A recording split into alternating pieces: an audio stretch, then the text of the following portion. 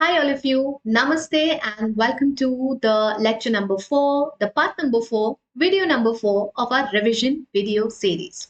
I hope आप सारे लोग बहुत अच्छे से हो, अपना खूब अच्छे से ध्यान रख रहे हो और परीक्षा की तैयारी जोरों शोरों से चल रही है। पिछले कुछ रिविजन लेक्चर्स में अपन ने शेयर कैपिटल और डिबेंचर्स के प्रोविजंस को पढ़ करके फिनिश ऑफ कर लिया था। सेक्शन नंबर 43 से लेकर के 71 तक प्रिसाइजली हमने पूरा रिविजन कंप्लीट कर लिया था। अभी आज के वीडियो में we are going to take up the discussion as you can see on the screen relating to the acceptance of deposits by the companies. Well yes, आज अपन डिस्कशन करने वाले हैं कंपनीज के द्वारा डिपॉजिट्स एक्सेप्ट करे जाने वाले प्रावधानों को लेकर के, और ये 73 से लेकर के 76A तक के बीच में दिए गए। तो चलिए अपने इस डिस्कशन की शुरुआत करते हैं। एक्सेप्टेंस ऑफ डिपॉजिट्स वाले प्रोविजंस पर आते हैं बिना ज्यादा समय खराब करे, बट एक रिमाइंडर के साथ, do not forget to hit a like on this video and share it with your friends so that ज्यादा से ज्यादा बच्चे इसे देख सकें और उसका बेनिफिट भी ले सकें, right? In case of any doubts, question, queries, you can always reach to us. नीचे डिस्क्रिप्शन बॉक्स में हमने डिटेल्स प्रोवाइड कर रखा है. You can reach us and get solved your doubts and queries. तो चलिए हम आ जाते हैं अपने डिस्कशन पर। Meaning and definition of deposits पर आते हैं सबसे पहले। और भाई, meaning and definition of deposits की बात करें तो ये डेफिनेशन हमें मिलता है कंपनी एक्ट के सेक्शन नंबर 2 के क्लॉज 31 में, जो कि एक्चुअली डेफिनेशन प्रोवाइड करता ही नहीं है। सेक्शन नंबर 2 क्लॉज 31 में डिपॉजिट का डेफिनेशन जब अपन देखने जाते हैं, that is alongside red with rule number 2C of the companies acceptance of deposit rules. तो डेफिनेशन कहता है डिपॉजिट का मतलब होता है any receipt of money by way of deposit या लोन और any other form that's received by a company. So it's like quite वेग, बड़ा कंफ्यूजिंग सा डेफिनेशन हो जाता है। डिपॉजिट का मतलब है any receipt of money by way of loan बोल लो, डिपॉजिट बोल लो, या जो भी नाम दे दो। तो भाई हम यही तो समझने का कोशिश कर रहे हैं ना कि डिपॉजिट एक्चुअली होता क्या है। ये डेफिनेशन तो क्लियर नहीं करता, बट इसी 2 क्लॉज 31 में रूल 21C को जब साथ में जोड़कर पढ़ते हैं तो ये जो नीचे आप लिस्ट देख रहे हो, लिस्ट मतलब एक पॉइंट यहाँ है और आगे का पूरा लिस्ट इस पेज पर आ रहा है और इसके बाद भी आ रहा है। यहाँ पर इस रूल में हमें बताया गया एक्चुअली डिपॉजिट्स क्या नहीं होते हैं, व्हाट आर नॉट डिपॉजिट्स, और इन्हें छोड़ के जो बचेगा वो सब डिपॉजिट हो जाएगा। So, as to give the clarity to this definition, any receipt of money, जो सेक्शन नंबर 2 के क्लॉज 31 ने आपको बोला कि any receipt of money is considered as a deposit by a company, तो वो रिसीट ऑफ मनी लोन के form में डिपॉजिट एक्चुअली कब माना जाएगा और कब नहीं माना जाएगा, ये जानना बहुत जरूरी। इफ यू रिमेंबर, ऐसा ही एक डेफिनेशन आप पेटेंट्स एक्ट में भी पढ़ते हो ना कि व्हाट आर नॉट इन्वेंशंस, क्योंकि पेटेंट मिलता किस पर है भाई? इन्वेंशन पे मिलता है। अब इन्वेंशन को पहले से कैसे बता सकते हैं? Invention is something that is new to the society and not known earlier. तो व्हाट आर नॉट इन्वेंशंस हम वो बता देते हैं। बिल्कुल ऐसे यहाँ पर हम ये बताते हैं व्हाट आर नॉट डिपॉजिट्स, और उसमें भी बीच बीच जगह पर कुछ कंडीशन पूरी नहीं होती है तो फिर डिपॉजिट की तरह ट्रीट कर ही लेंगे उनको, और जो इस लिस्ट में दिया इसे छोड़ करके बाकी चीजें डिपॉजिट मान ली जाएगी। बट लिस्ट बड़ा लंबा चौड़ा है, कॉम्प्रिहेंसिव सा है, और सारा का सारा जो केस स्टडी बैठता है डिपॉजिट के ऊपर, वो सारा केस स्टडीज आपका यहीं से निकलता है भाई लोग, राइट? सो ध्यान से सुनते जाइएगा, एक एक पॉइंट का रिविजन अपन कर रहे हैं। सबसे पहला पॉइंट आपसे कहता है ऐसा कोई भी अमाउंट जो आपके द्वारा गवर्नमेंट से रिसीव करा गया है, भले ही वो सेंट्रल गवर्नमेंट हो या स्टेट गवर्नमेंट हो, या ऐसा कोई भी सोर्स से मिला जिसका रीपेमेंट सेंट्रल या स्टेट गवर्नमेंट गारंटी कर रही हो, या फिर किसी भी लोकल अथॉरिटी से या स्टैट्यूटरी कॉर्पोरेशन से मिला हुआ कोई भी अमाउंट आपके लिए डिपॉजिट नहीं माना जाएगा, not considered as deposit. Most of the time government ऐसा पैसा सब्सिडी के फॉर्म में देती है ना, किसी भी तरह का सब्सिडी है या कोई एड है या कोई हेल्प है जो कि गवर्नमेंट आपको प्रोवाइड करे, तो उसी के नजरिए से ये कहा गया है कि भाई सेंट्रल गवर्नमेंट, स्टेट गवर्नमेंट, कोई ऐसा सोर्स जिससे मिला और उसका repayment central state government guarantee करे, तीसरी चीज, चौथा लोकल अथॉरिटी, और पांचवा statutory corporation incorporated under an act of parliament या स्टेट लेजिस्लेचर। इनसे कोई भी पैसा मिल रहा है तो वो डिपॉजिट नहीं है। ठीक है, ये तो हो गए आपके local source.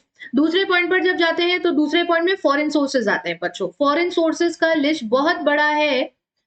Foreign government, foreign citizen, foreign banks, multilateral financial institutions, bilateral financial institutions, foreign export credit agencies, foreign residents, सब जो इंडिया के बाहर हैं, इनसे अगर कोई भी पैसा मिल रहा है subject to the most important compliance of foreign exchange management act 1999 and the rules made thereunder. आप पढ़ते हो अपने सिलेबस में फैमा भी, so you know contributions accept करने के क्या लिमिट होते हैं। So according to that limit foreign source से मिला हुआ पैसा कंसिडर नहीं करा जाता deposits, provided it is in well compliance to the foreign exchange management act. Remember this, got this. तीसरे पॉइंट पर आते हैं तो तीसरा पॉइंट जो है वो बैंक्स पर आता है। किसी भी बैंकिंग कंपनी से, स्टेट बैंक ऑफ इंडिया या उसकी सब्सिडरीज से, या फिर किसी भी बैंकिंग इंस्टीट्यूशन या कोऑपरेटिव बैंक से मिला हुआ कोई भी लोन का अमाउंट डिपॉजिट नहीं मानते, वो लोन की तरह ट्रीट होता है। ठीक है, so you have the local sources, local government, then you have the foreign sources, and then you have the bank, banking company, banking, State Bank of India, its subsidiaries, or any other banking institution. चौथे point पे जाते हैं तो public financial institution, section 2(72) में definition आता है ना भाई इनका। तो सेक्शन नंबर 2(72) में पीएफआई से मिला गया कोई भी अमाउंट डिपॉजिट अगेन नहीं माना जाएगा। ठीक, पांचवें पॉइंट पे जाते हैं तो मनी मार्केट में कमर्शियल पेपर या ऐसे ही दूसरे इंस्ट्रूमेंट्स जारी करके रेस करे गए पैसे को भी कंपनी डिपॉजिट की तरह ट्रीट नहीं करने के लिए आजाद है। Commercial papers, even CD, certificate of deposits, treasury bills, these are the instruments of money market, right? When we issue them and collect the money, it is not considered as a deposit. ठीक है, छठा point आपसे कहता है किसी भी दूसरी company से मिला हुआ कोई भी पैसा। ओ वेल माय डियर स्टूडेंट्स, आपने तो अब तक गैस कर लिया होगा ना कि ये तो इंटर कॉर्पोरेट डिपॉजिट होता है ना मैडम। सेक्शन 186, एक कंपनी किसी दूसरी कंपनी को पैसा दे रही है लोन के फॉर्म में या गारंटी या सिक्योरिटी प्रोवाइड करिए for a loan that's taken by it from third person, तो ऐसी स्थिति में वो तो इंटर कॉर्पोरेट डिपॉजिट है। उसके लिए तो पूरा एक डिटेल सेक्शन 186 के नाम पर है भी सही, and in case you are forgetting, profile पर यानी मेरे चैनल पर अपलोडेड है भी एक पूरा डेडिकेटेड सेक्शन 186 पर based video. So if in case you want any clarity on that concept, go and check out इस वीडियो की बात, उसे भी चेक कर सकते हो। आगे फिर आगे हमसे बोलते हैं क्विक रिकैप, बीच बीच में भी लेते रहे क्या क्विक का भी क्विक रिकैप। वेल, सबसे पहला, अगर आपके पास कोई भी पैसा गवर्नमेंट से आया, central, state, any other source, the repayment of which is guaranteed by central or state government, then any local authority or a statutory corporation constituted under the act of parliament or state legislature, इस पैसे को deposit नहीं मानना है। Foreign sources से आया हुआ पैसा subject to compliance of FEMA 1999, deposit नहीं मानना है। तीसरा, banking institution, banking company, State Bank of India या उसकी सब्सिडरी से आया गया कोई भी पैसा कंसिडर नहीं करा जाएगा as a deposit. Public financial institution से आया गया पैसा भी डिपॉजिट नहीं मानेंगे। मनी मार्केट के इंस्ट्रूमेंट्स जैसे कि कमर्शियल पेपर्स को रेस करके आया हुआ पैसा भी डिपॉजिट नहीं माना जाएगा पांचवें पॉइंट में। और छठे पॉइंट ने हमसे कहा कि अगर एक कंपनी किसी दूसरी कंपनी में इन्वेस्टमेंट कर रही है इंटर कॉर्पोरेट इन्वेस्टमेंट के नाम पर, तो इसे भी डिपॉजिट नहीं माना जाएगा। तो अब आ जाइए सातवें पॉइंट पर। ओ वेल, सातवां पॉइंट थोड़ा सा टिपिकल है क्योंकि भैया यहाँ पर एक केस स्टडी छुपा हुआ है। मतलब कि ये पॉइंट ऐसा है जिससे आप केस स्टडी डेफिनेटली एक्सपेक्ट कर सकते हैं। ध्यान से, बारीकी से, पूरा ध्यान लगा के, कान खुला रख के सुनिएगा ये प्रावधान। मतलब ये पॉइंट, अगर किसी भी कंपनी के पास शेयर्स के सब्सक्रिप्शन के नाम पर कोई भी पैसा आता है या अलॉटमेंट मनी के नाम पर या advance in the form of the allotment या कॉल मनी आता है, तो वो डिपॉजिट नहीं है, but only up to 60 days from the date of received. ये एक्सप्लेनेशन के आगे एक्सक्लेमेटरी मार्क देख रहे हैं ना, ये इसीलिए ही है भैया। देखो पॉइंट पढ़ देती हूँ आपको। Amount received and held pursuant to an offer made in accordance with provisions of the act towards subscription to security, section number 23 से शुरू होता है, kinds of issues, and then you make a public offer. ठीक है, या even if you make a private placement, whatever, including share application money और advance towards allotment of the securities pending allotment. यानी आपके पास शेयर सब्सक्रिप्शन या advance के नाम पर कोई भी पैसा आया है, अलॉटमेंट अभी नहीं हुआ है, अलॉटमेंट पेंडिंग है, ठीक है, so long as such amount is appropriated only against, it's very important, the amount due on allotment of the security supply. मतलब जिस पर्पज से आया उसी पर्पज से यूज करना है, और उसके लिए 60 डेज का समय होता है भाई। विद इन 60 डेज अगर अलॉटमेंट नहीं कर पाते हो तो 60th डे की समाप्ति से अगले 15 दिन में रिफंड करना है, और 15 दिन में रिफंड नहीं करते हो तो 15वें दिन की समाप्ति के बाद से वो पैसा डिपॉजिट मान लिया जाएगा। I'm repeating back this point one last time. Subscription money towards subscription to any securities offered by the company, या allotment money received in advance by the company against the securities जिनका allotment अभी भी pending है, is not considered as a deposit apparently। पहली नजर में हम इसको डिपॉजिट नहीं मानते हैं, ये पहली नजर का डिपॉजिट नहीं है, ठीक है, पहली नजर का डिपॉजिट बोल रही हूँ बस, और कुछ नहीं बोल रही हूँ, इसलिए अपना दिमाग का घोड़ा इधर उधर मत दौड़ाना, इधर ही रखना। पहली नजर का डिपॉजिट नहीं है ये, लेकिन कंडीशन ये है कि जिस पर्पज से ये आया है उस पर्पज के लिए इसे यूटिलाइज यानी अप्रोप्रिएट कर लेना पड़ेगा आपको from the date when it is being receive से लेके 60 डेज के अंदर। And if it is not being utilized in this span of 60 days, the company needs to refund it into another next 15 days. 60वें दिन 60th day की समाप्ति से अगले 15 दिन में पैसा लौटाना पड़ेगा, रिफंड करना पड़ेगा। एंड रिमेंबर, इस पॉइंट का एक्सप्लेनेशन क्लियरली कहता है रिफंड मींस रिफंड, कोई और ट्रीटमेंट नहीं होगा। आप बोले आज रहने दो, महीना भर बाद दे देंगे पैसा, या इसके बजाय हमसे शेयर ले लो, ये रिफंड की तरह ट्रीट नहीं करा जाएगा, इसको रिफंड ही करना। और जो अगर आपने 60th डे के खत्म होने के बाद मिले 15 डेज में रिफंड नहीं करा तो फिर ऐसी स्थिति में उस 15th डे की समाप्ति के बाद से वो पैसा डिपॉजिट की तरह ट्रीट कर लिया जाएगा। Remember this is very very important, और इस पॉइंट पर ना केस स्टडी आता ही है बिकॉज इट कंफ्यूजेस। मैं इस पूरी लिस्ट में जो इंपॉर्टेंट पॉइंट्स है व्हाट आर नॉट डिपॉजिट जिस पर केस स्टडी एक्सपेक्टेड होता है आपको मार्क कराते जाऊंगी, उन्हें स्पेशली ध्यान से याद रखिएगा। This point up till here. चलिए आगे बढ़ते हैं। अगला पॉइंट आपके लिए फिर से इंपॉर्टेंट है, इसीलिए इस पर भी मैंने स्टार मार्क कर दिया। अगला पॉइंट, अगर कंपनी के पास कोई भी पैसा आता है डायरेक्टर से, या प्राइवेट कंपनी में डायरेक्टर के रिलेटिव से भी कोई पैसा आता है, तो वो डिपॉजिट की तरह ट्रीट नहीं होता। There are two things in this point, mind you, two things in this point. Amount receive from a person who at the time of giving the receipt, like जो कंपनी को पैसा दे रहा है, ठीक है, was a director of the company. अब सिर्फ कंपनी लिखा है तो मतलब जब आप बात करें डायरेक्टर से पैसा आने की, तो भैया वो डायरेक्टर पब्लिक कंपनी का हो चाहे वो प्राइवेट कंपनी का हो, अगर कंपनी को पैसा दे रहा है एंड देते समय यदि वो डायरेक्टर है, और यहाँ शर्त ये भी रहती है बच्चों की, वो ओन फंड से दे रहा हो, बोरोड फंड से नहीं दे रहा हो, किसी और से बोरो करके देगा तो डिपॉजिट मांगेंगे, ओन फंड से दे रहा हो, दैट इज वेरी इंपॉर्टेंट। और दूसरा, कंपनी ने इस चीज का डिस्क्लोजर देना है इन द डायरेक्टर्स रिपोर्ट जो साल के अंत में बनेगा, उसमें डिस्क्लोजर भी देना पड़ेगा कंपनी, तो उस पैसे को डिपॉजिट नहीं मानेंगे, डायरेक्टर से आया हुआ पैसा। दूसरा ऑप्शन आपके पास क्या है, और डायरेक्टर जो है उसका रिलेटिव। अब रिलेटिव क्या होता है हम जानते हैं ना, पूरा डेफिनेशन हम पढ़ते हैं सेक्शन 2+77 में। Relative basically members of HUF, spouse, and फिर वो पूरा कंप्लीट लिस्ट जो कि कंपनीज स्पेसिफिकेशंस ऑफ डिटेल्स में दिया गया है हमें, father, mother, son, daughter, brother, sister, sons wife, daughters husband, इन सब के step relation, step father, step mother, step son, not the step daughter over here, step brother, step sister भी आता है, स्टेप डॉटर नहीं आता है। And this is quite again very vague and confusing.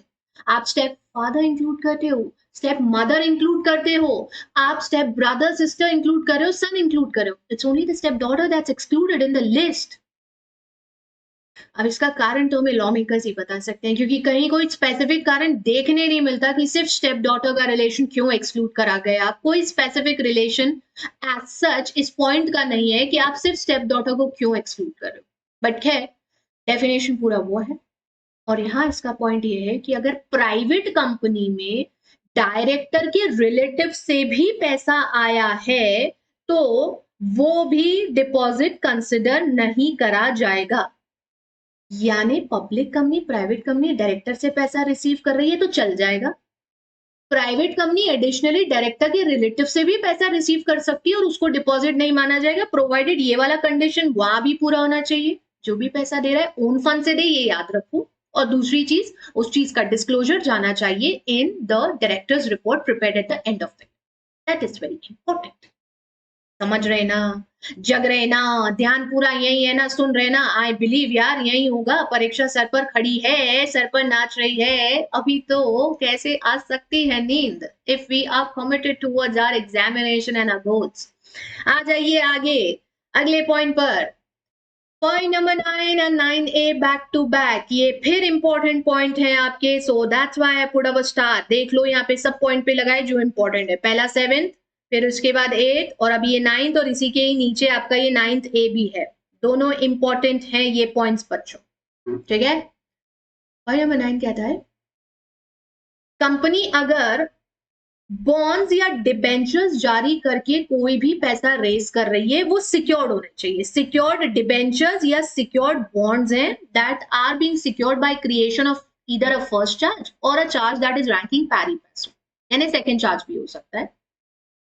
आप सिक्योर्ड डिबेंचर या bond जारी कर रहे हो, एंड मोस्ट इंपॉर्टेंटली इस पॉइंट से आपको ये पॉइंट जोड़ना है कि जितने अमाउंट के आप ये सिक्योर्ड डिबेंचर या बॉन्ड जारी कर रहे हो, जिस असेट की सिक्योरिटी पे जारी कर रहे हो, the amount of such bonds और debenture shall not exceed the market value of that asset.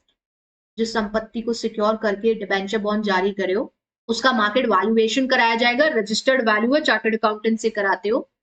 जो मार्केट वैल्यू वो बताएगा, उससे ज्यादा की वैल्यू का डिबेंचर या बॉन्ड जारी नहीं कर सकते, अप टिल दैट और लेस देन दैट। और ऐसे सिक्योर्ड डिबेंचर्स या बॉन्ड्स जो होंगे, इनसे आए गए पैसे को डिपॉजिट नहीं मानेंगे।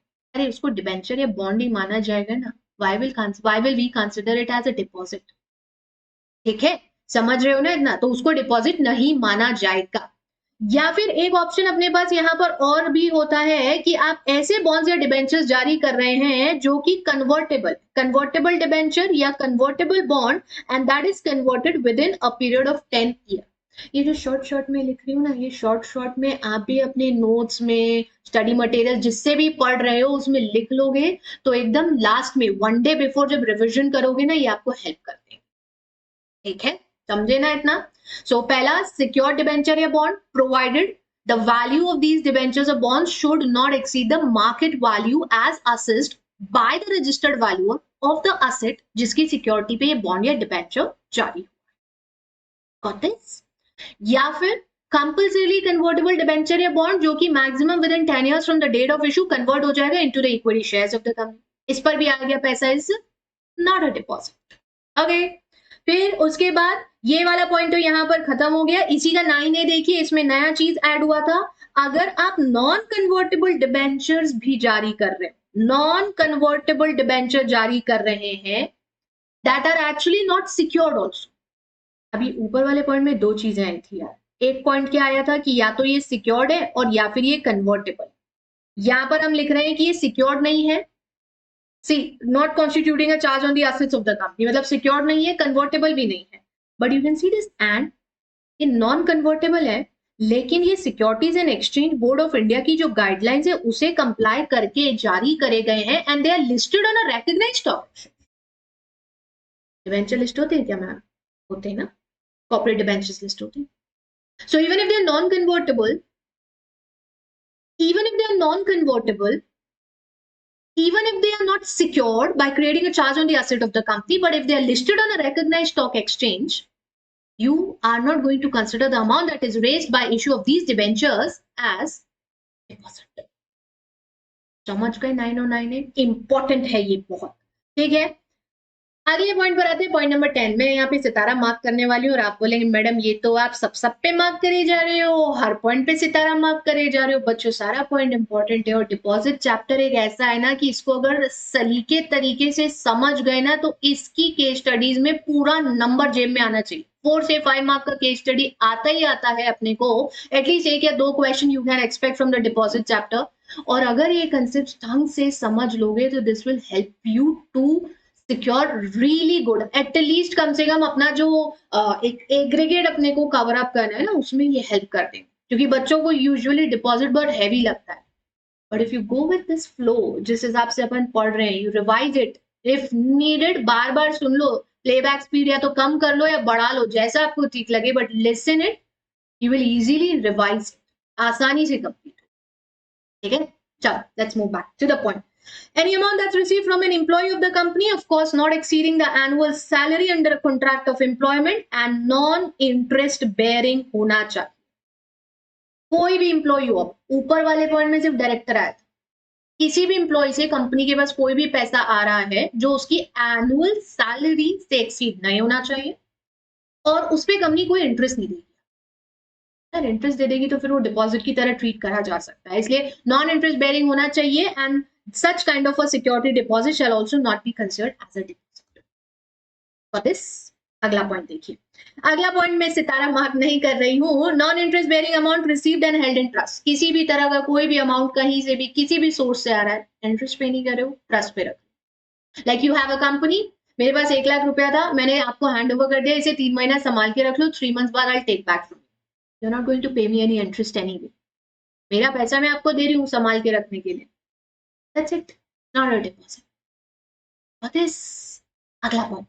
और अगले पॉइंट पे मैं सितारा मार्क करने वाली हूँ, क्योंकि अगला पॉइंट जो आप देख रहे हैं ये ऑर्डिनरी कोर्स ऑफ बिजनेस में मिलने वाले एडवांसेस वाला पॉइंट है, जिसमें 5-7 पॉइंट कवर अप होते हैं भाई, तो ये पूरा इंपॉर्टेंट है।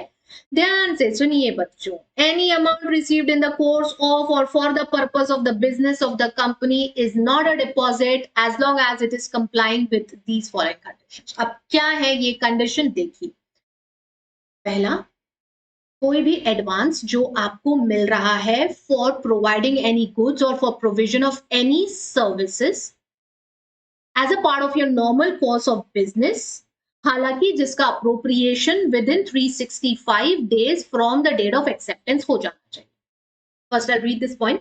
As an advance for the supply of goods or provision of services, any amount received, supply of goods or provision of services is appropriated. Appropriated का मतलब क्या होता है भाई? It is being utilized. ठीक है, जिस भी पर्पज से आया है, ऊपर भी आया था ना ये वाला ही वर्ड, जहां वो एडवांस ऑफ अलॉटमेंट या सब्सक्रिप्शन मनी आया, it should be appropriated within 60 days. Appropriated means it should be used for the purpose for which it is received. Adequate accounting treatment उसका हो जाना चाहिए। तो आपको अपने नॉर्मल कोर्स ऑफ बिजनेस में गुड्स को प्रोवाइड करने या सर्विसेज को प्रोवाइड करने के लिए कोई एडवांस मिलता है, and that advance is not considered as a deposit, subject to condition उस एडवांस के बदले जो भी गुड्स देने थे या सर्विसेज देनी थी वो रिसीट ऑफ दिस एडवांस से 365 दिन 365 डेज में आपने प्रोवाइड कर दिया। मतलब आप सोच चुके होगी कि अगर 365 दिन पे नहीं हुआ तो क्या डिपॉजिट हो जाता है क्या वो? हाँ, लेकिन एक टाइम और होता है, एक प्रोविजो है 15 दिन को लेकर के, उसको आखिरी में बताऊं। अभी इतना क्लियर रखो, day to day normal course of business में मिला हुआ कोई भी advance for providing some goods और supply of services is not a deposit provided it is appropriated for the said purpose, that is it is utilized for providing those goods or services within a span of 365 days from the date of receipt, जिस दिन पैसा मिला है वहां से।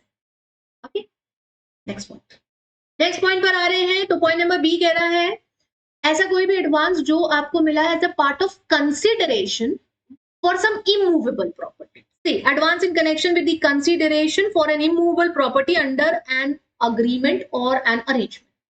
Immovable property के supply को लेकर के, कोई मशीन है इमूवेबल प्रॉपर्टी है उसको सप्लाई करने के रिलेशन में आपको कुछ एडवांस मिला है, टोटल कंसिडरेशन का एक हिस्सा।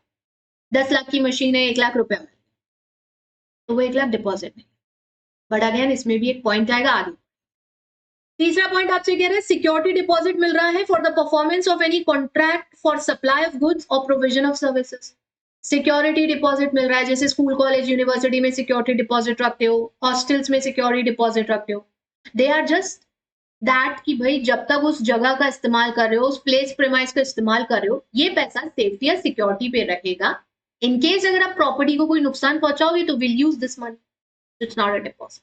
अब चौथा पॉइंट आपसे कहता है advance that is received under long term projects for supply of capital goods except those that are covered in the clause B. ऊपर वो इमूवेबल एसेट्स है, उसको सप्लाई करने के लिए मिला गया कोई भी एडवांस, डिपॉजिट नहीं है। किसी लॉन्ग टर्म प्रोजेक्ट में कोई दूसरे कैपिटल गुड्स अगर प्रोवाइड कर रहे हो तो उसके अगेंस्ट भी अगर आपको कोई भी एडवांस मिला हुआ है तो उसे भी डिपॉजिट नहीं, वो भी डिपॉजिट नहीं माना चाहिए, याद रखिए। ठीक है, क्लियर हो रहा था।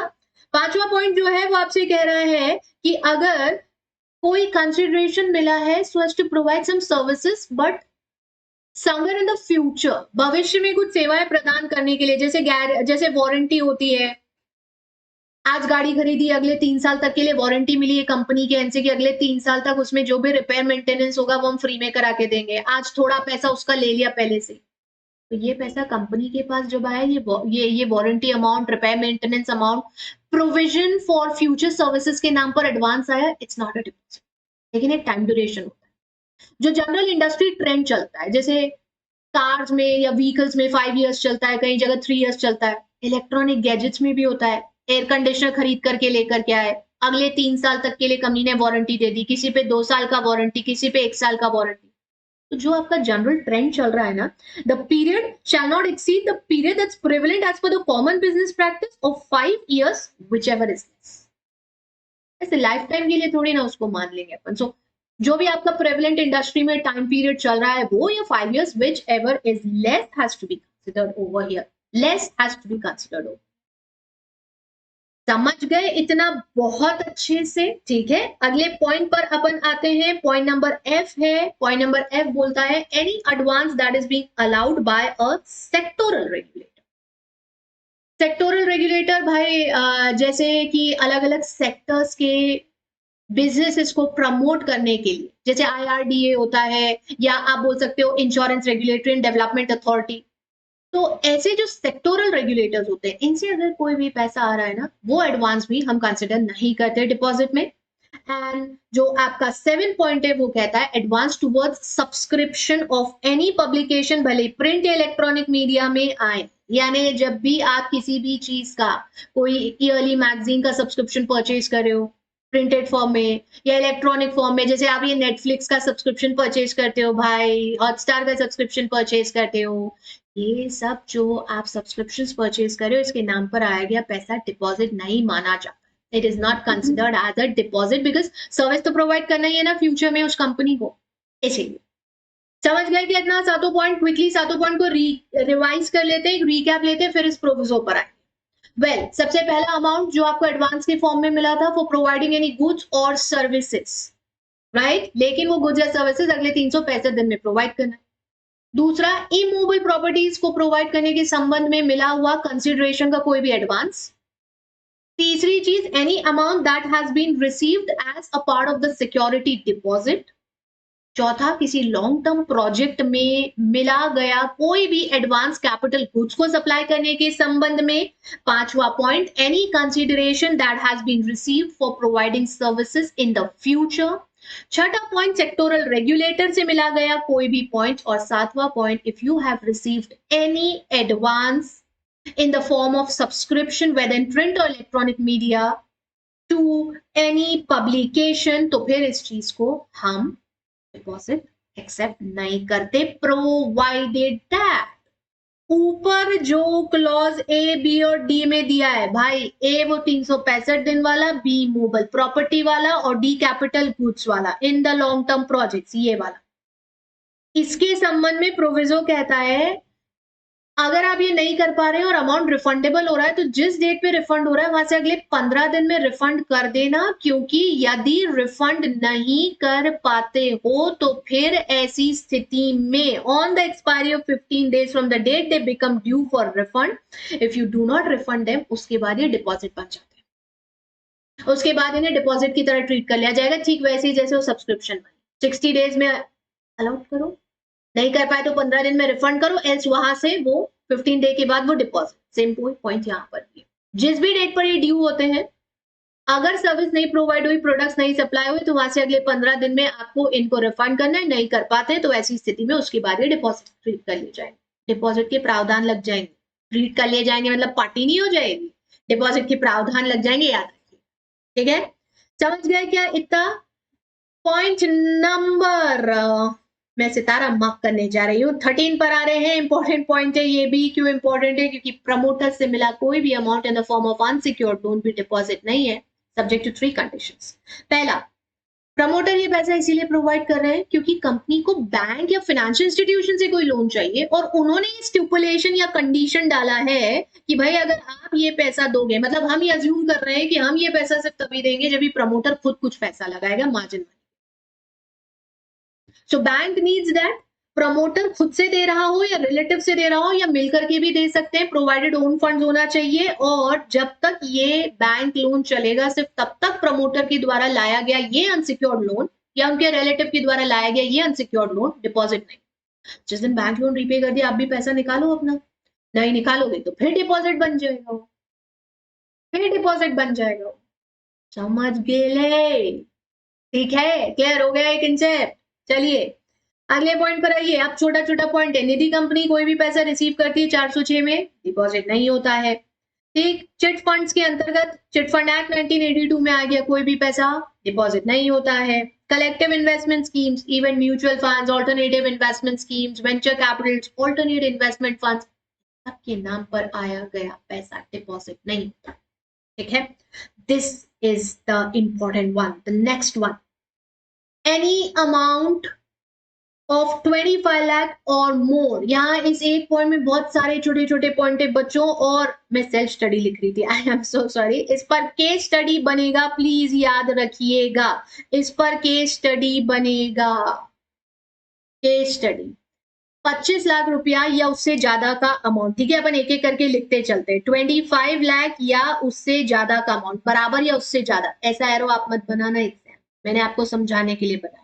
25 लाख बराबर या उससे ज्यादा का amount received by a startup. अब स्टार्टअप क्या होता है भाई? इसमें अमेंडमेंट है। स्टार्टअप कंपनी वो कंपनी होती है जो एक प्राइवेट कंपनी है, और पहले ये 5 इयर्स तक होता था, अब ये 10 इयर्स तक का रिलैक्सेशन मिल चुका है। तो स्टार्टअप कंपनी अब टिल 10 इयर्स तक 25 लाख या उससे ज्यादा का अमाउंट रिसीव कर रही है कन्वर्टेबल नोट के फॉर्म में, मतलब जो कि कन्वर्ट हो जाएगा इनटू इक्विटी, और नहीं हो पाया तो रीपे हो जाएगा, और वो मैक्सिमम 10 इयर्स में। ये भी 5 था, ये भी 10 हो गया।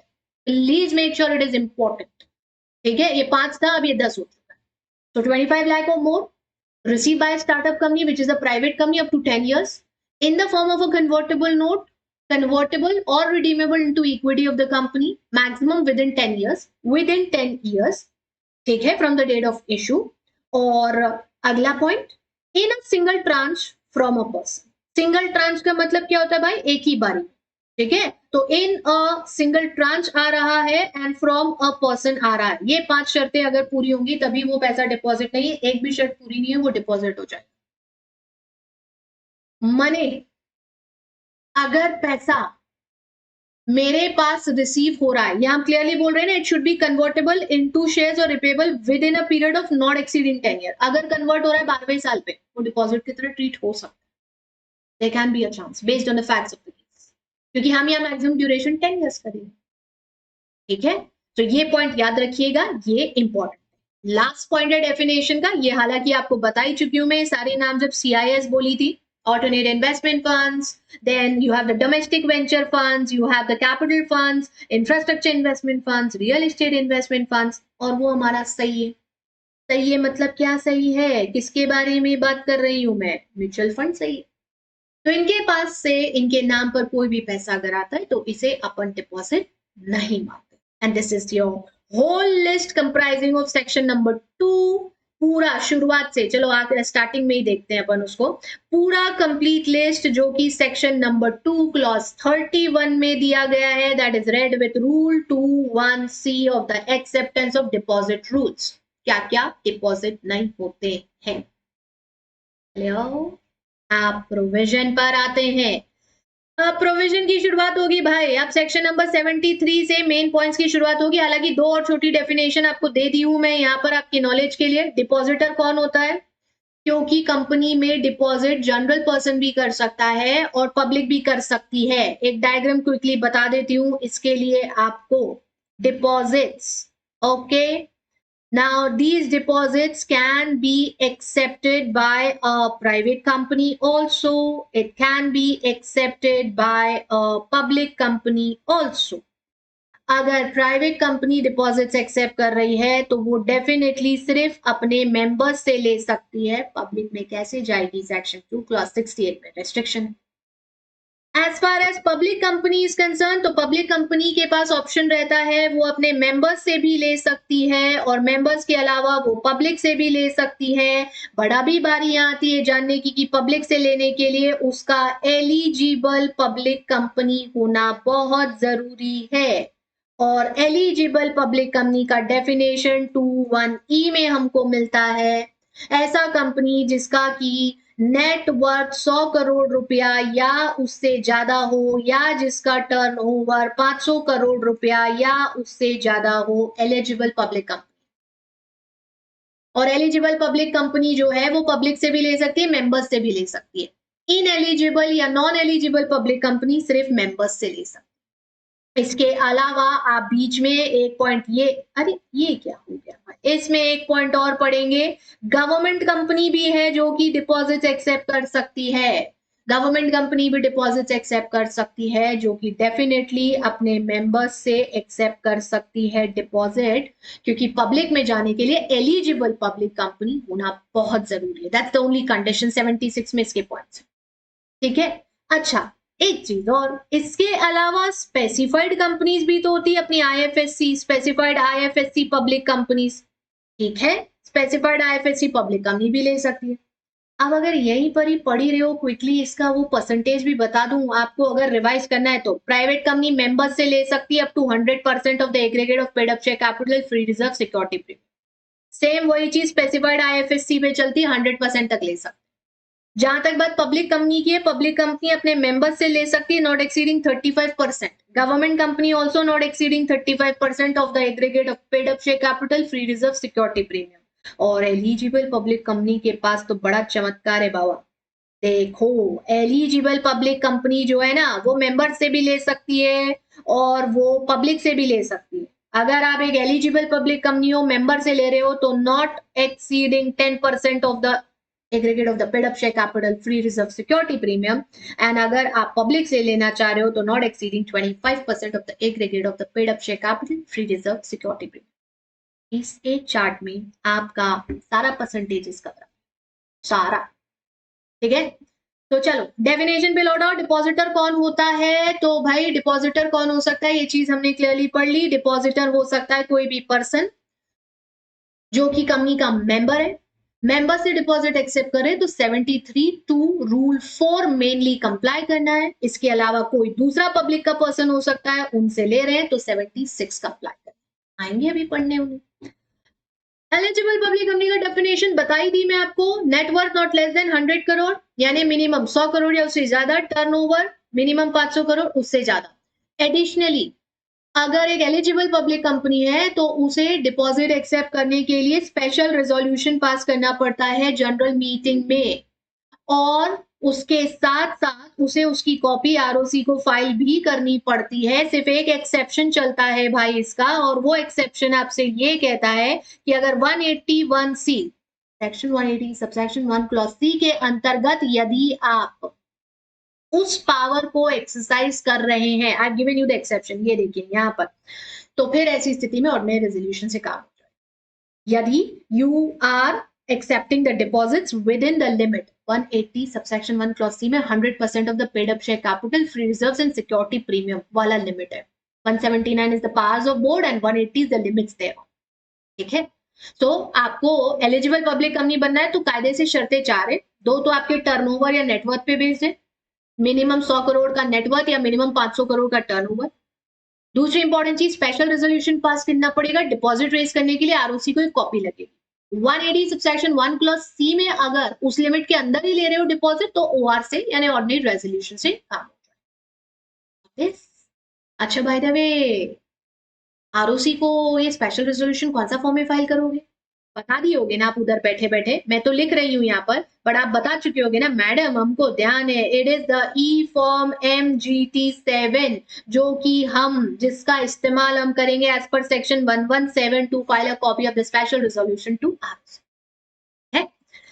चलिए कहानी आगे बढ़ाते हैं और अब बारी आती है एक्चुअली प्रोविजंस की। अब प्रोविजन से शुरुआत होती है सेक्शन नंबर 73 सबसे पहले subsection 1 prohibition on acceptance of deposit पर बेस्ड है और कहता है कोई भी कंपनी डिपॉजिट नहीं ला सकती है, पब्लिक से एक्सेप्ट नहीं कर सकती जब तक वो इस सेक्शन और रूल्स का कंप्लायंस ना करे। अब सेक्शन या रूल्स क्या है आगे देखते हैं, ठीक है।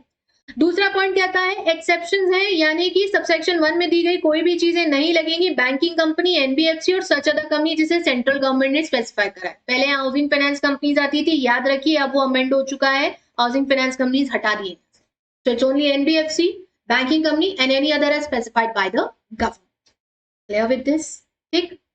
जब भी कंपनी डिपॉजिट एक्सेप्ट करना चाह रही है तो उसको रेजोल्यूशन पास करना है, सिर्फ रेजोल्यूशन लिखा है बाय डिफॉल्ट और नए रेजोल्यूशन होगा और जो रूल्स में पॉइंट दिए गए बहुत सारी चीजें एक्सेप्टेंस ऑफ डिपॉजिट रूल्स में सब आपको कंप्लाई करना, ठीक है, समझ गए।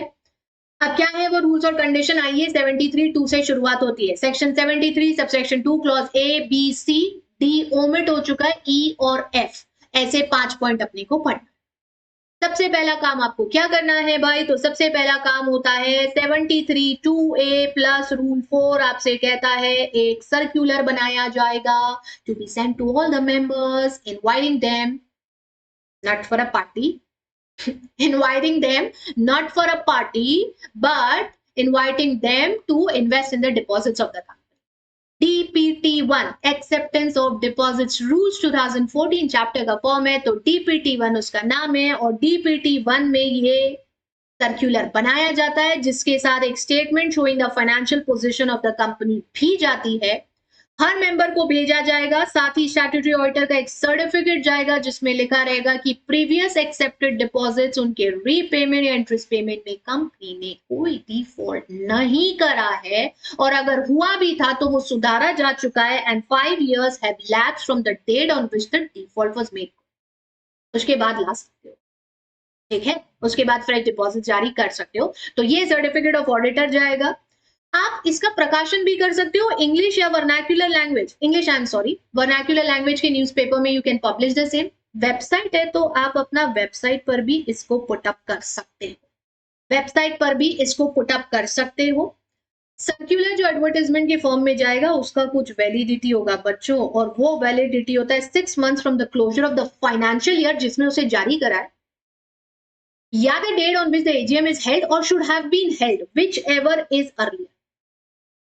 बस उतने समय में अगर उस सर्कुलर के बेसिस पे डिपॉजिट एक्सेप्ट कर लिया तो ठीक है, नहीं तो सर्कुलर एक्सपायर हो जाएगा। Just like prospectus 90 days from the date of filing है ना, वो भी एक्सपायर हो जाता है उसके बाद। तो वैसे यहाँ आपका है circular 6 months from the end of the financial year जिसमें आपने उसको जारी करा, 6 months from the end of financial year जिसमें आपने उसको जारी करा था, या फिर date of AGM of that financial year, या ड्यू डेट अगर एजीएम नहीं हो पाती तो due date by which the AGM should have been.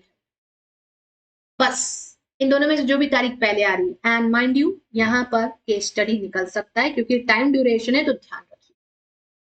तो दिस चलिए अब ये 2A हो गया। 2B पर जाएंगे तो यहाँ लिखा है कि आपको सर्कुलर की एक कॉपी आरओसी को भी फाइल करना है बिफोर इशूइंग द सर्कुलर, ठीक है, registrar with in 30 days before issuing it to the members, 30 दिन पहला आपको आरओसी को देना है। इसके साथ साथ एक डिपॉजिट रीपेमेंट रिजर्व बनाना है जो कि क्लॉज सी में दिया गया है, ऑन और before 30th April every year for the deposits maturing on the 31st March of the following year. Same वही चीज जो आपने डीआरआर के संबंध में पढ़ा था 71(4) में सबसेक्शन, वहां बस 15% था और यहाँ 20%। सेम वही 30th April ईच ईयर आपको डालना है। वहां अकाउंट का नाम था डिबेंचर रिडेम्पशन रिजर्व, यहाँ डिपॉजिट रीपेमेंट रिजर्व या डिपॉजिट रिडेम्पशन रिजर्व बोल सकते। वहां 15 डालना था, या 20% डालना होता है, और डिपॉजिट करने के लिए आप कैश तो मोस्ट प्रेफरेबल है बट अनइंक्यूम्बर्ड सिक्योरिटीज या guarantee in the favour of merchant banker भी डाल सकते हैं। ये क्लॉज सी, ठीक है। 73(2)A में DPT 1 का सर्कुलर फिर बी में filing a copy of the same to the ROC within in 30 days before giving to the members. B में फिर सी में creation of the deposit repayment reserve on और बिफोर 30th अप्रैल, हर साल डालना है at least 20% of the amount of deposits maturing by 31st March of the following year. Following year, अगले साल में जो मच्योर हो। डी जो होता था क्लॉज वो डिपॉजिट्स के इंश्योरेंस पर बेस्ड होता था बच्चों, बट इंश्योरेंस का जो पॉइंट है अब वो हट चुका है, ओमिट हो चुका है, इसलिए हम सीधे ई पर आ गए, जहां हमें उसी सर्टिफिकेट के बारे में बताया गया जो हम ऑलरेडी डीपीटी 1 में लगा चुके हैं, certificate of no default given by the statutory auditor of the company. और अगर डिफॉल्ट हुआ है तो फिर इसमें लिखा जाएगा कि डिफॉल्ट सुधारा जा चुका है and 5 years have lapsed there, तभी कंपनी आगे बढ़ सकती है डिपॉजिट। लास्ट क्लॉज एफ होता है जो कहता है कि आप डिपॉजिट्स अगर सिक्योर्ड फॉर्म में जारी कर रहे हैं तो फिर एक एसेट पर सिक्योरिटी क्रिएट करी जाएगी, चार्ज क्रिएट होगा। और अगर अनसिक्योर्ड है तो नोटिस, सर्क्यूलर और हर डॉक्यूमेंट में क्लियरली मेंशन करना है कि ये डिपॉजिट्स अनसिक्योर्ड रहेंगे। That is F. Got this? ठीक है, सबसेक्शन 2 यहाँ खत्म हुआ। 3 जो है वो छोटा सा है, कहता है कि डिपॉजिट जो है उसमें प्रिंसिपल हमेशा इंटरेस्ट के साथ पे करा जाएगा, रेट ऑफ इंटरेस्ट को लेके अभी नीचे रूल आएगा, प्रिस्क्राइब रेट से कम नहीं होना चाहिए। सबसेक्शन 4 कहता है अगर कोई कंपनी फेल होती है टू रीपे द डिपॉजिट तो ट्राइब्यूनल को अपील लगाया सकता है डिपॉजिटर। ट्राइब्यूनल कंपनी को एक अपॉर्चुनिटी ऑफ बीइंग हर्ड देने के बाद डिपॉजिट्स के रीपेमेंट का ऑर्डर दे सकता है। That's all 73 acceptance of deposits from members. लेकिन अभी एग्जाम्पशन बचा है, और ये देखो एग्जाम्पशन जो आपको उस चार्ट पर बताते समय मैंने बता भी दिया था कि ये जितने भी पॉइंट्स हैं ये प्राइवेट कंपनी पे नहीं लगते, बट विथ एन अमेंडमेंट। एक अमेंडमेंट, हम पहले क्या कहते थे भाई,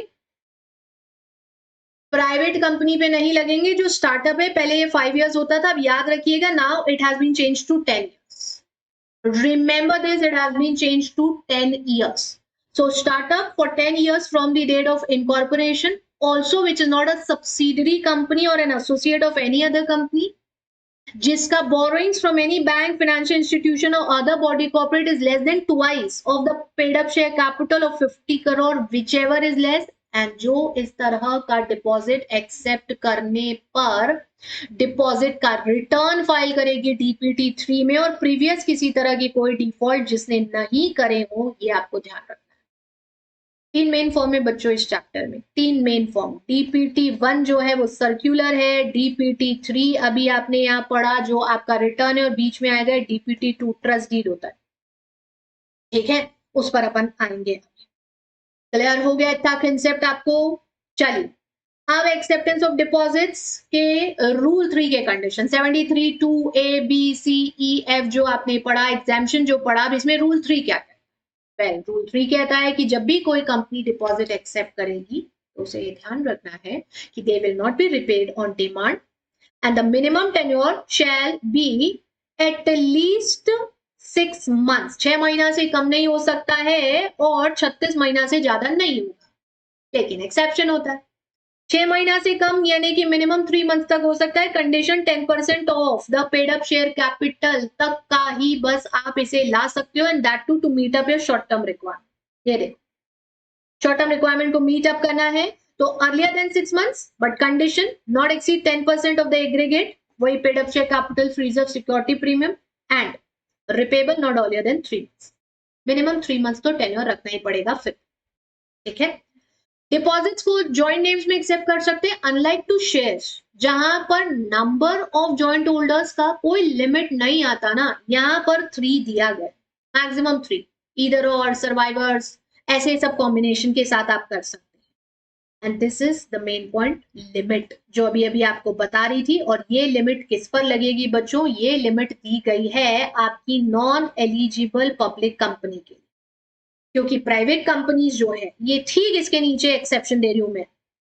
एक्सेप्शन देखो, specified FSC public and private can accept not exceeding 100% of the aggregate, यानी ये तो ले ही सकते हैं, प्राइवेट 100 तक ले सकती है, स्पेसिफाइड एफएससी पब्लिक ले सकती है 100 तक, तो बची पब्लिक। अब पब्लिक में भी एलिजिबल पब्लिक के अलग है, यानी ये पॉइंट सिर्फ इन एलिजिबल पब्लिक कंपनी के लिए जो कि not exceeding 35% of the paid up share capital, free reserves and security premium तक ले सकते। इसको लिखना है ऐसे, हाँ, 35% एग्रीगेट लेना है, paid up share capital, free reserve, security premium अगर है तो इन सबका टोटल लगाना, उसका 35% तक का बस ले सकती हो एक फिनेंशियल ईयर में। ठीक है, समझ गए इतना अच्छे से क्या? ये रेट ऑफ इंटरेस्ट का पॉइंट देखो, यहाँ आया, आपको बोली थी मैं कि जो भी ब्रोकरेज प्रिस्क्राइब करा गया उसके हिसाब से, उससे कम नहीं होना चाहिए। यूजुअली जो मार्केट लेंडिंग रेट होता है उसके हिसाब से इंटरेस्ट पे करा जाता है। It's prescribe by the reserve. ठीक है, क्लियर था कंसेप्ट? अदर कंडीशन पर आइए। अदर कंडीशन में छोटे छोटे से रूल्स दिए गए। ट्रस्टी का अपॉइंटमेंट हुआ, अभी बोली थी डीपीटी 2 आएगा, ये मस्त है। ठीक है, डीपीटी 2 में ट्रस्ट डीड साइन करेंगे, ट्रस्टी का अपॉइंटमेंट होगा, 7 days before issuing the circular आपको ये काम करना है। कुछ लोग ट्रस्टी नहीं बन सकते, सामने का director, KMP, other officer, employ of the holding subsidiary associate company नहीं बन सकते। Any person who is indebted to the company's holding subsidiary associate for any amount, या जिसका मटेरियल पिक्यूनरी रिलेशनशिप कंपनी के साथ है वो, या जिसने की गारंटी प्रोवाइड करी in respect to the debts that are taken by the company, या इन सब का कोई भी रिलेटिव, ये लोग नहीं बन सकते हैं ट्रस्टीज। इनके अलावा आप किसी को भी बना सकते हो। टेन्योर से पहले हटा नहीं सकते, लेकिन consent of all the directors मिल जाए बोर्ड मीटिंग में तो टेन्योर से पहले भी हटा सकते हो, और हटा रहे हो तो फिर इमीडिएट इंटीमेशन आपको डिपॉजिट होल्डर्स को और आरओसी को देना है, और अगर कंपनी लिस्टेड है तो सेबी के पास भी जाएगी। ठीक है, छोटे पॉइंट्स आगे के, meetings of the depositors, well दो तरह से हो सकती है, ये खुद रिक्वेस्ट कर सकते हैं 1/10 ऑफ द डिपॉजिटर, या अगर कोई ऐसा इवेंट हो रहा है जैसे डिफॉल्ट हो रहा है रिपेमेंट में या इंटरेस्ट पेमेंट में, तो मीटिंग कराई जा सकती है। रूल नंबर 10 आपसे कहता है फॉर्म ऑफ एप्लीकेशन, यानी कि जो आवेदन डिपॉजिट के लिए दिया जाएगा वो प्रेस्क्राइब्ड फॉर्म में होगा, आपको उसी में देना है, दैट्स क्वाइट ऑब्वियस। नॉमिनेशन, ठीक वैसे जैसे कि सेक्शन नंबर 72 में मेंबर्स अपने नॉमिनी अपॉइंट कर सकते हैं, डिपॉजिट होल्डर्स भी नॉमिनी अपॉइंट कर सकते हैं, पूरा पूरा अधिकार उन्हें दिया जाएगा। डिपॉजिट्स के एक्सेप्ट करने के बाद कंपनी को विद इन 21 डेज उस डिपॉजिट का रिसीप्ट जारी करके होल्डर को पहुंचाना है, दैट्स एज पर रूल 12। ठीक है, रजिस्टर ऑफ डिपॉजिट नीचे रूल नंबर 14 में आता है, हर कंपनी रखेगी, रजिस्टर्ड ऑफिस पे रखेगी, 8 साल तक प्रिजर्व करेगी, डिपॉजिट एक्सेप्ट करने से 7 दिन में एंट्री होगी, and it is authenticated and also kept preserved with the CS of the company or any authorized director by the board, अगर CS नहीं है। क्लियर इतना? ठीक, ये रूल 15 इंपॉर्टेंट है अब आपके लिए, क्योंकि यहाँ pre mature repayment of deposit है, 2 पॉइंट। अगर डिपॉजिटर खुद रिक्वेस्ट करता है समय से पहले उसे रीपे करने के लिए, तो 1% से रेट ऑफ इंटरेस्ट रिड्यूस हो जाएगा। भाई ये याद रखना, 6 महीना तो न्यूनतम होल्ड करना ही पड़ेगा आपको, उसके बाद अगर आपने रिपेमेंट के लिए मांगा है तो फिर ऐसी स्थिति में जो भी रेट ऑफ इंटरेस्ट कंपनी ने आपको बताया था उससे 1% से वो रिड्यूस कर सकते। ठीक है, रिक्वेस्ट ऑफ डिपॉजिटर। हालांकि ये प्रोविजन अप्लीकेबल नहीं होगा अगर वॉर की सिचुएशन में किसी तरह का रिलीफ प्रोवाइड करने के लिए मिलिट्री, नेवल या एयर फोर्सेस के जो लोग हैं, उनकी जो फैमिलीज हैं, उन्होंने अगर कोई डिपॉजिट्स करे थे और उनको उनका पैसा वापस दे, वहां ये चीज अप्लीकेबल नहीं होती है। या इवन रूल 3 के कंप्लायंस में वो डिपॉजिट जो 6 महीने से कम के ही है, मिनिमम 3 महीने के ही थे, और चौथे महीने में अगर किसी डिपॉजिटर ने रिपेमेंट मांग लिया तो फिर देना ही पड़ेगा ना, फिर रेट ऑफ इंटरेस्ट कम, फिर रेट ऑफ इंटरेस्ट कम नहीं होगा याद। ठीक है, प्रीमच्योर क्लोजर अगर हो रहा है तो फिर ऐसी स्थिति में डिपॉजिटर जो है बिफोर द एक्सपायरी अगर हायर इंटरेस्ट अवेल करने के लिए क्लोजर करा रहा है, कंपनी रिन्यू कर रही है, वो उसमें क्लोजर करा के रिन्यू कराना चाह रहा है, तो फिर ये याद रखना renewal as per the rules होगा and longer than the expired period होगा, तभी जाकर के आपको ज्यादा रेट ऑफ इंटरेस्ट मिलेगा। मतलब ये कि जैसे आपके डिपॉजिट को अभी खत्म होने में, टेन्योर खत्म होने में 5 महीना बचा, कंपनी रिन्यूअल का ऑप्शन लेकर के आई है और बोल रही है कि ये जो नए डिपॉजिट है इन पे रिन्यूअल कराने पर रेट ऑफ इंटरेस्ट जो है वो 1% से या 2% से या 4% से बढ़ जाए। कंडीशन ये है कि आपको बीइंग एन एग्जिस्टिंग डिपॉजिटर ये बेनिफिट तब मिलेगा जब भी आप उस रिन्यूअल को कराने में जो टाइम ड्यूरेशन है वो अनएक्सपायर्ड जो था उससे ज्यादा वाला है। 5 महीना बचा था, अगर आपने 7 महीना, 8 महीना, 10 महीना के लिए रिन्यूअल कराया है, तभी जा करके आपको वो हाई रेट ऑफ इंटरेस्ट का बेनिफिट मिलेगा, अन्यथा। ठीक है, क्लियर हुआ इतना?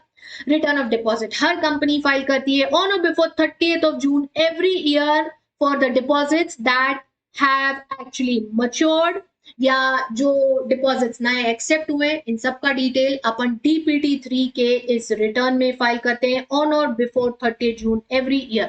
ऑडिटर का एक सर्टिफिकेट भी जाता है। Rule number 16 is disclosure in financial statements. Her company देगी। Other than private company disclose the financial statements, money received from the director. Now you remember ऊपर जो पढ़ा था what are not deposit में point. Any amount received from the director or relative of the director of a private company is not a deposit subject to condition it is received from the owned fund and a disclosure in the financial statement has been made and this is that disclosure in the financial statement जो 16A में आपको देना है। इसीलिए clearly बोला है, देखो यहाँ एवरी कंपनी लिखा, तो ये एवरी कंपनी मतलब कि पब्लिक भी होगी और प्राइवेट भी हो जाएगी भाई, ठीक। लेकिन हमने स्पेसिफाई कर दिया अदर देन प्राइवेट, तो प्राइवेट हट जाएगी। Only public company financial statement में money receive from director. Private company के केस में फाइनेंशियल स्टेटमेंट में बताएंगे मनी रिसीव फ्रॉम डायरेक्टर या रिलेटिव, और वो ओन फंड से आया था ये भी बताएं। तो ऊपर पब्लिक आ गई, नीचे वाला पॉइंट स्पेसिफिकली प्राइवेट के लिए हो गया। डिस्क्लोजर इन फाइनेंशियल स्टेटमेंट समझ में आ गया क्या? चलो, penal rate of interest, deposits mature हो गए, क्लेम कर लिए, कंपनी पे नहीं कर पाई, 18% पर एनम के हिसाब से प्रोपोर्शनेट बेसिस पर इंटरेस्ट पे करेगी। और जो अगर प्रोविजंस का नॉन कंप्लायंस होता है तो रूल 21 के हिसाब से अप टू 5,000 रुपीज तक का penalty on the company and the officer in default under section 2 clause 60 that can extend to 500 per day आपके ऊपर लग सकता है। This is all about 73(2)A, B, C, E, F and rules of acceptance of deposit. Major सारे point हो गए। 74, 75 we are not going into the depths क्योंकि आप जानते हो ये इस एक्ट के कमेंसमेंट के पहले जो डिपॉजिट्स एक्सेप्ट करे गए थे उनके संबंध में दिए जाने वाले डिस्क्लोजर्स और उनके रिडेम्पशन पर आधारित है। 3 इयर्स तक का टाइम दिया था और वो टाइम ड्यूरेशन अब निकल चुका है, तो एज सच इनकी एप्लीकेबिलिटी और इंपॉर्टेंस जो है वो खत्म हो चुकी है। So we are not going into the depth. Straight away moving on to 76 in case of acceptance of deposits from the public by an eligible public company. For an eligible public company, notwithstanding anything contained in 73, a public company having such net worth, minimum of 100 crore, या turnover, that is minimum of 5 crore, 500 crore, can accept deposits from persons other than the members also, subject to compliance of what is given in 73(2). पूरा ए B सी वो सब तो लगेगा। Quickly ये revise कर लो। ए क्या था? DPT1 का सर्क्यूलर, स्टेटमेंट के साथ ऑडिटर का सर्टिफिकेट, पब्लिश कर सकते हो इंग्लिश वर्नाक्यूलर लैंग्वेज में, वेबसाइट पे भी डाल सकते हो। डिफॉल्ट नहीं हुआ है तो गुड हो चुका है, 5 इयर्स लैप हो चुके हैं, ये ऑडिटर का सर्टिफिकेट। और इसकी वैलिडिटी होती है 6 महीना from the end of the financial year in which it is issued या from the date of the AGM, इन दोनों में से जो भी पहले। AGM नहीं हुई तो ड्यू डेट ऑफ AGM।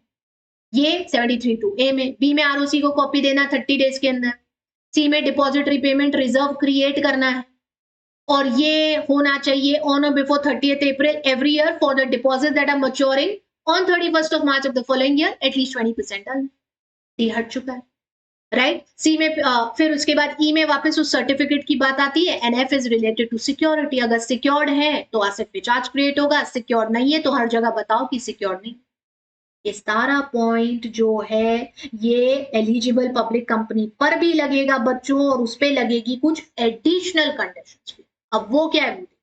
सबसे पहले स्पेशल रिजोल्यूशन पास करना है आपको। वेल हमने ये पढ़ लिया, लेकिन 181C की लिमिट में अगर आ रहे हो तो फिर ऐसी स्थिति में OR से काम हो जाएगा, ठीक। आपको मिनिमम इन्वेस्टमेंट ग्रेड रखते हुए क्रेडिट रेटिंग लेना है किसी भी क्रेडिट रेटिंग एजेंसी से जो इंडिया में रजिस्टर्ड है सेबी के पास, और ये हर साल दी जाएगी during the tenure of the deposit, जब तक चलता है।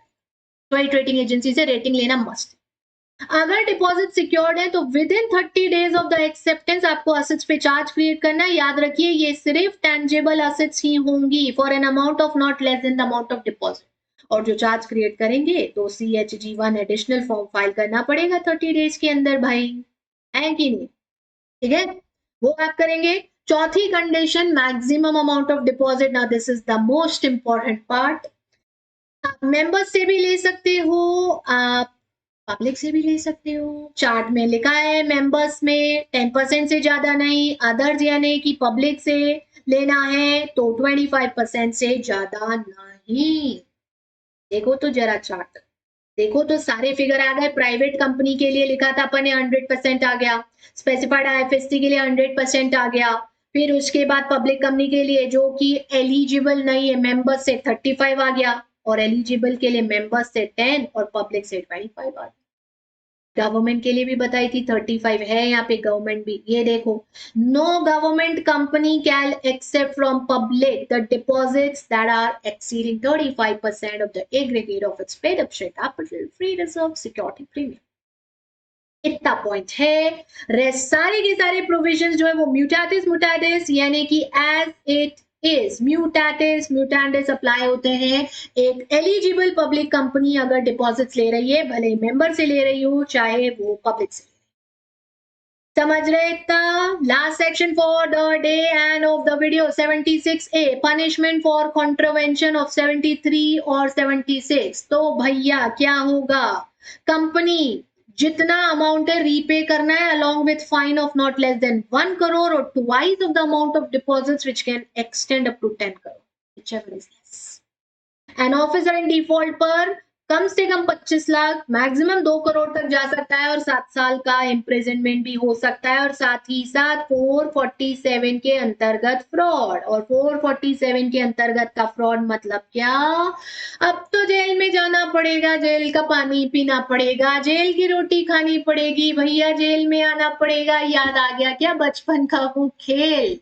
देखो खेल खेल में और ऑलमोस्ट कुछ 60 मिनट के टाइम ड्यूरेशन में हमने हमारा डिपॉजिट्स पूरा रिवाइज कर लिया. This is all about the section 73 से 76 to be read with the acceptance of deposit rules 2014 based on acceptance of deposits by the companies. And I believe आपको सारी चीजें रिकॉल हो गई होगी. Still in case points are there, कुछ चीज ऐसी है जो लग रहा है डाउट है, कंफ्यूजन है, क्लैरिटी है, you know you have the option to reach to us on this number. You also have an option to drop the comment. हमें नीचे अपने टेलीग्राम चैनल का डिस्क्रिप्शन बॉक्स में आपको टेलीग्राम चैनल का लिंक भी दिए हैं, आप उससे हमारे टेलीग्राम चैनल को भी ज्वाइन कर सकते हैं. The channel that's specifically meant for discussion on companies act, CA, CS, CMA और भी किसी भी दूसरे भी स्ट्रीम डिसिप्लिन के आप बच्चे हैं और कंपनी लॉ अगर आप पढ़ते हैं तो you can join on that Telegram channel of ours and get all the updates. You can also post up your queries in the group chat option over there. So that is all from my end. As I promised to all of you, 43 से लेकर के 76A तक का पूरा bunch यहाँ आकर के इस वीडियो के साथ कंप्लीट हुआ. Wishing all the very very best to each one of you for your upcoming examinations. बहुत अच्छे से इस पार्ट की तैयारी करिएगा. मैं अगले पार्ट में अगले वीडियो में आपसे बहुत जल्दी मिलूंगी. Till then, do take very good care of yourselves. Bye bye and namaste.